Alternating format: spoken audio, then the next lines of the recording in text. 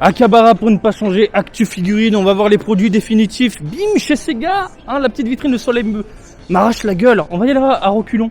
Comme ça, tu peux me voir, regarde. Y a pas quelqu'un qui va me défoncer là, comme ça, au secours. Je suis bordel de merde. Bref, dans les parages du Kimetsu no Yaiba, j'ai hâte de vous montrer la grande histoire et j'ai hâte de la découvrir avec vous, bordel de merde. Et du Dragon Ball, bien évidemment. J'arrête de parler, je suis chaud, j'ai envie de monter là au 3e étage, bref. Tu es chaud, je suis chaud et on y va. Allez messieurs dames, on commence en douceur avec un peu de Sailor Moon, un peu de volupté, du petit château mignon, tout. Ça a croqué, bordel de merde. Alors ce que j'aime bien, c'est cette texture un peu douce. Ça me fait penser un peu à un tissu, comme une carpette. Le problème de ce genre de figurine, c'est que c'est un attrape-poussière de dingue. Donc je vous conseille de mettre ce genre de produit dans une vitrine ou dans une boîte adaptée, pour le mettre en exposition. Parce que sinon vous allez vous retrouver avec des petites boloches de poussière dégueulasse. Mais globalement c'est vraiment un très beau produit, je trouve ça super mignon, surtout si vous êtes fan de Sailor Moon. Pourquoi ne pas succomber? Ensuite nous avons des petits Kirby, on en avait parlé dans les sorties du mois de février. Des Kirby friandises, des sortes de mochi.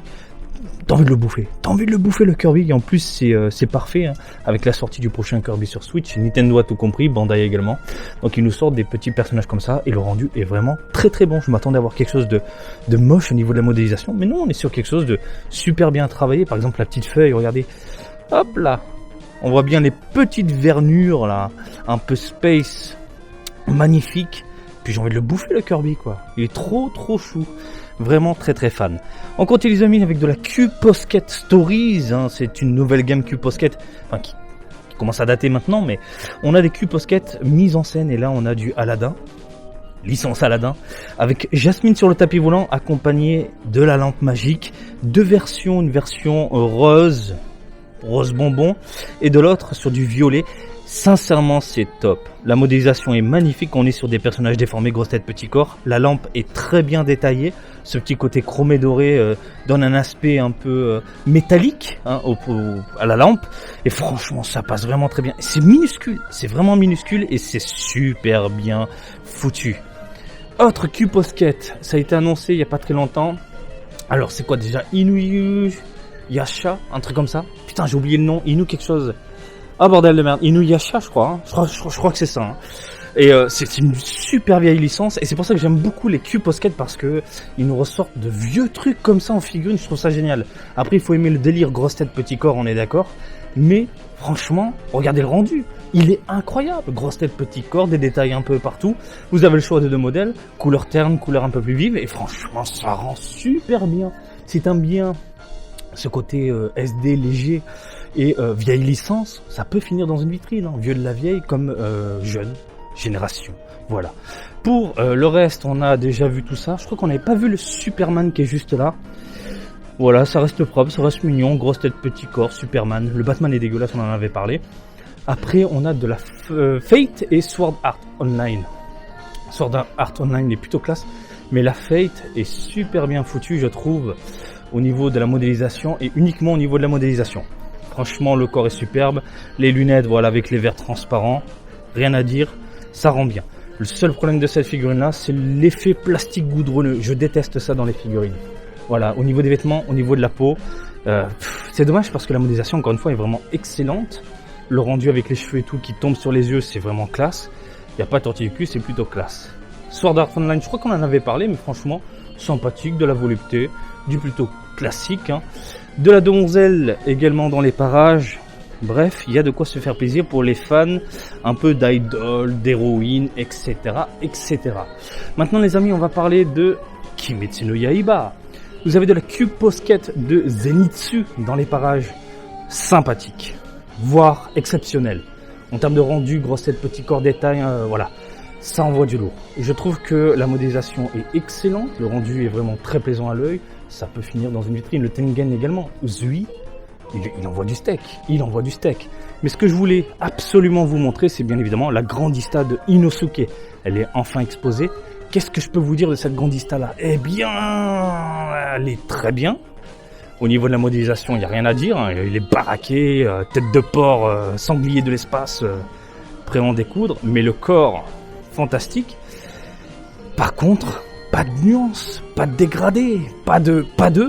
On se retrouve couleur de peau simpliste, Un pot de bête, simpliste, marron simpliste, tout est simpliste au niveau des couleurs, c'est vraiment dommage. Et il y a un côté plastique dégueulasse qui en ressort, c'est frustrant, c'est frustrant. Et souvent Bandai fait ça avec le Japon, à savoir des grandistas basiques, et puis après hop, en Occident, on nous sort des overseas hyper bien détaillés et tout, et ça me fout la rage à chaque fois. Après ça reste un très très beau produit, je suis plutôt fan. De la Tengen qui rentre dans le tas, mon dieu qu'est-ce qu'elle est belle. De la Vibration Stars qui envoie du très très lourd, pose ultra dynamique, rendu fantastique, détail, mais il y en a partout. Au niveau de la lame, au niveau des accessoires, il y a un petit côté chromé sur la tête, sur les lames, sur les accessoires sur les bras, la ceinture également. Ça brille, il y a du mat, il y a du... Elle tue, elle tue. Le seul défaut pour moi de cette figurine-là, c'est les cheveux qui font un petit peu pâté. Mais alors un petit peu pâté dégueulasse, tu vois ce que je veux dire? Après, bon, bah écoutez, globalement, c'est quand même un très très beau produit. Du côté de One Piece, nous avons ici une DXF The Grand Line Lady qui a été annoncée pour mars. Magnifique gambette, magnifique tenue, magnifique regard, magnifique figurine, tout simplement. Elle est magnifique. Il n'y a pas à tortiller du cul, c'est mignon, c'est sympa, ça rend bien. Si vous êtes fan des DXF, du côté de One Piece, c'est de la valeur sûre, il n'y a pas à tortiller du cul, hein. Le Zolo est fantastique, hein, globalement. En plus, c'est proportionné. C'est de la valeur sûre encore une fois. Et du côté de Dragon Ball, qu'avons-nous les amis? Du côté de Dragon Ball, eh bien on nous présente enfin la Goku Super Saiyajin 4, mais on va surtout se pencher sur le Migat maîtrisé. On est sur du Nakazawa. C'est obligé, c'est Nakazawa. Et si c'est pas Nakazawa, c'est un sculpteur qui ressemble à Nakazawa au niveau du moule, c'est complètement fou. Il a des mains de l'espace par contre, il a des putains de grosses mains, c'est impressionnant. On est sur de la Zenkai solide, volume combien? 3 je crois, ouais 3 c'est ça. Et c'est pas mal, hein, c'est pas mal. Après ça reste du Migaté, le regard détruit, enfin il détruit tout, c'est fantastique, je trouve ça classe, mais ça reste du Migaté. Le Migaté on en a 1 milliard. Dragon Ball GT, ici Tag Fighters, première figurine qui sera accompagnée plus tard de Vegeta en Super Saiyajin 4. Donc modélisation vraiment très très très très belle, il y a pas tortille du cul, ça rend super bien. Le gros défaut à mon sens, c'est ça, à savoir une oreille qui est fondue avec les cheveux.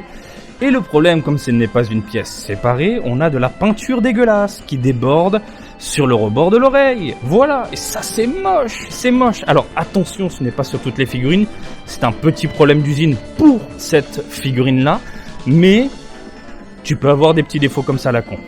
Modélisation fantastique, pose dynamique, regard ultra vénère, je te fais un petit zoom sur la tête. Voilà, tu sens qu'il va en découdre, tu sens qu'il veut péter des gueules, c'est vraiment superbe. Le corps, rien à dire, et puis on a le support plutôt cool. Je m'attendais à un truc dégueulasse, mais non, ça rend très très bien. La tige est transparente, je m'attendais à un truc blanc, non, ils ont foutu du transparent. Là on est sur du translucide.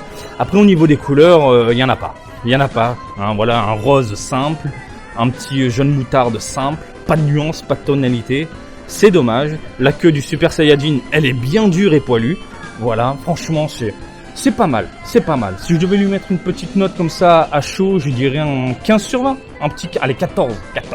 Ça reste quand même une très bonne note.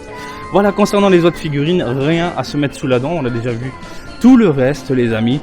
Et puis, voilà. Ah là là, la Grandista de Inosuke, c'est quand même une toute petite déception. Mais toute petite. Au niveau des couleurs et aussi au niveau du rendu légèrement plastique, après ça reste un très bon produit. Putain, le Taioken là, Kulilin, tu me fais un Taioken encore dans la gueule, au secours, je vois plus rien. Et concernant la Vibration Star, c'est une magnifique surprise. Elle est très très belle. De Tengen Uzui, elle est fantastique. Ça c'est le genre de produit qui, oui, peut terminer à la maison. Mais du côté de Kimetsu no Yaiba, je préfère m'attarder sur les grosses figurines et je fais une grosse sélection. Donc la Grandista de Inosuke, je pense que je la prendrai plus tard pour vous en faire un déballage approfondi. Hein, avec une review beaucoup plus approfondie. Et concernant l'univers Dragon Ball, vous l'avez vu, la Tag Fighters est pas mal. Petit défaut au niveau des couleurs et des peintures. Dommage, mais ça reste un bon produit, je trouve. Et concernant la... Attends, je bouge, bordel de merde, parce que là, j'ai le soleil dans la gueule, ça m'explose les rétines. Donc, concernant la Chozenkai Solid Volume 3 du Migat, le Migat, ma gueule, en maîtrisé, c'est pas mal. C'est pas mal. On sent le petit côté des BZ et non pas Dragon Ball Super. J'aime bien le rendu, mais c'est du Migat, déjà vu, revu et voilà. On a de la Q-Posket vraiment sympathique à se mettre sur la dent. Bref, si vous êtes un collectionneur, vous avez le choix ce mois-ci. Voilà, et ça fait extrêmement plaisir. Bref, j'espère que cette petite vidéo du jour vous a plu. Comme d'habitude, je vous invite à me suivre sur Twitter, Facebook et Twitch. Marty Japan. Et je vous dis à très bientôt. Allez, salut, bisous, ciao, ciao!